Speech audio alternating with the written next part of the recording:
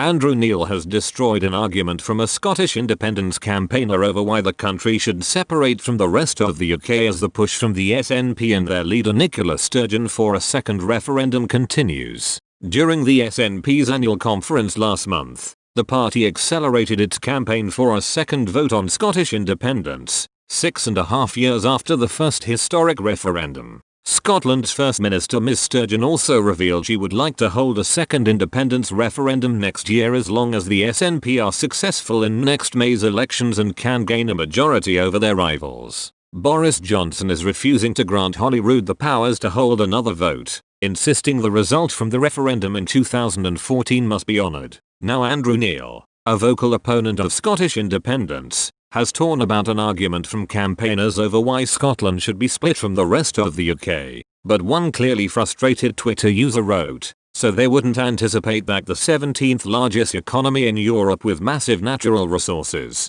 technologically advanced industry and an educated workforce would be a good bet. That says more about the markets than Scotland, Mr. Neil simply said. Remind me of these massive national resources? One person replied, wind, water, fish, oil, gas, but then the veteran broadcaster wrote, oil running out and what's left very expensive, very little gas. You want fish to be controlled by EU common fisheries policy. How much wind and water do you export? A Twitter user had posted a screen grab of a tweet from Tim Rideout, the convener of the Scottish Currency Group and a campaigner for Scottish independence, who had initially written in reply to another tweet, you ask your bank to convert pound symbol mortgage into SH. They will issue you 100k for the new mortgage and simultaneously convert that to £100k which they used to pay off your old mortgage. All internal. If in the initial period then 1-to-1 and no FX fee. But Mr. Neil wrote, he is indeed wrong on multiple fronts.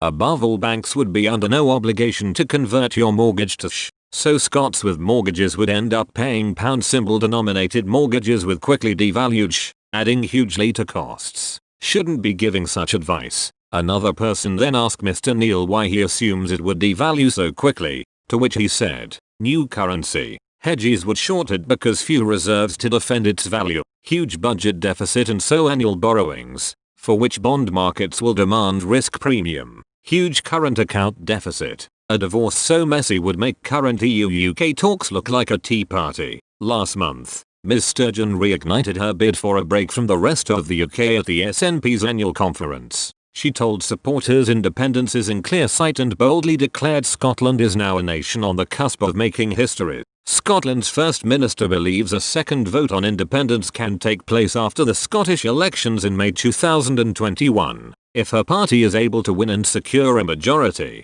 She said, the referendum for a whole variety of reasons should be in the earlier part of the next parliament. I intend to say more about this before the election in our manifesto, but we are still in a global pandemic that I feel a bit more hopeful about seeing the end of than I did even just a couple of months ago. There's still a lot of uncertainty ahead. I'm a lifelong believer and campaigner and advocate for independence, but right now I'm also the First Minister of Scotland. My responsibility is to the health and well-being of the country and trying to steer it through a pandemic, and I'm very focused on that.